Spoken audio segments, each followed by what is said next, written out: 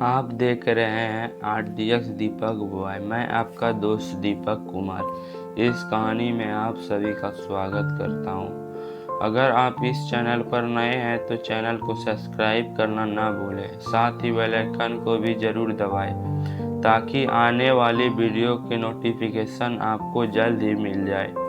तो चलिए बढ़ते हैं आज की कहानी की ओर। ये उस समय की बात है जब लैंडलाइन फ़ोन चुनिंदा घरों में ही हुआ करते थे और एक ऐसा ही घर था विजय जी का, जिनके यहाँ हाल ही में एक लैंडलाइन फ़ोन का कनेक्शन लगा था। आसपास के गांव वाले फ़ोन सुनने या फ़ोन करने के लिए यहाँ आते थे, मगर विजय जी उस फ़ोन को सुनने या करने के लिए कुछ पैसे लेते थे। एक रात ऐसे ही टेलीफोन की घंटी बजी।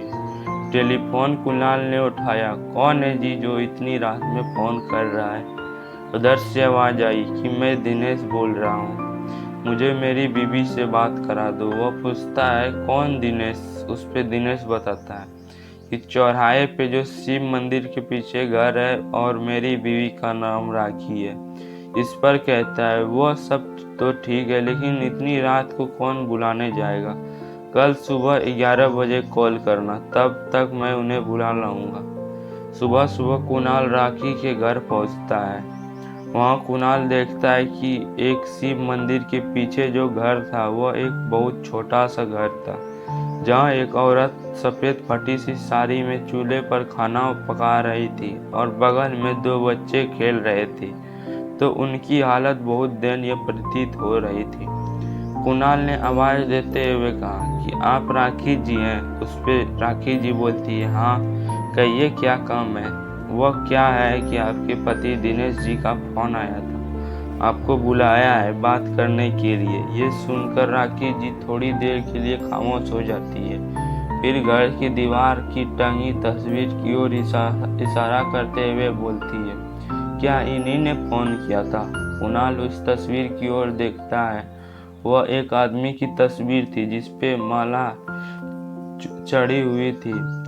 उस तस्वीर को देखकर प्रतीत हो रहा था कि उस आदमी का देहांत हो गया है। यह देखकर कुणाल राखी जी को बोलता है, यह तो मुझे नहीं पता, लेकिन मुझे उसने अपना नाम दिनेश बताया था और साथ ही कहा था मुझे राखी जी से बात करनी है, और उन्होंने आपका घर का पता दिया था और कहा कि वो आज दोबारा कॉल करेंगे। इस पे राखी जी थोड़ा झुंझला कर बोलती है, जिस इंसान की आप बात कर रहे हैं उनका 3 महीने पहले ही देहांत हो चुका है और उनकी तस्वीर सामने दीवार पर लटकी है। ये सब जानने के बाद कुणाल को लगता है कि किसी ने उनके साथ मजाक किया है, लिहाजा वह अपने घर वापस लौट आता है। अब 11 बजे भी बज गए थे, मगर उस आदमी का फ़ोन नहीं आया, जिससे कुणाल का विश्वास हो चुका था कि सच में किसी ने मजाक किया है। फिर वो इस बात पर ज़्यादा ध्यान ना देते हुए अपने दिनचर्या के काम में लग जाता है। फिर रात के उसी वक्त फ़ोन आया जिस वक्त रात में आया था।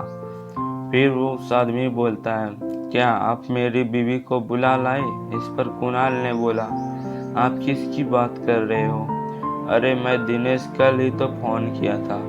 इस पर कुणाल भड़कते हुए बोला, उनकी पति की तो 3 महीने पहले ही मौत हो चुकी है, और ये बता तू है कौन? फिर जाकर वो बोलता है, हाँ मैं दिनेश हूँ और मुझे पता है कि 3 महीने पहले मेरी मौत हो चुकी है। ये सुनकर कुणाल चौंक गया और कुछ पल के लिए खामोश हो गया कि तभी उस आदमी ने बोला, क्या हुआ कुणाल, तुम खामोश क्यों हो गए? इस आवाज़ को सुनकर उससे ऐसा लगा कि कोई इसके पीछे से बोला हो कि तभी डरते डरते कुणाल पीछे मुड़कर देखता है। उसके सामने वही आदमी खड़ा था जिसकी तस्वीर कुणाल ने राखी के घर में देखी थी। वह आदमी बहुत ही डरावना दिख रहा था। उसकी गर्दन एक तरफ झुकी हुई थी और सर से खून बह रहा था। साथ ही एक अजीब सी गंध आ रही थी, मानो उसका बदन सड़ गया हो।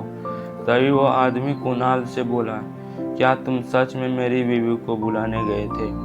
कुणाल के मुंह से कोई जवाब नहीं निकला, लेकिन सर हिलाते हुए उसने हाँ बोल दिया। तुम उस आदमी ने पूछा, कैसे है मेरी बीवी बच्चे?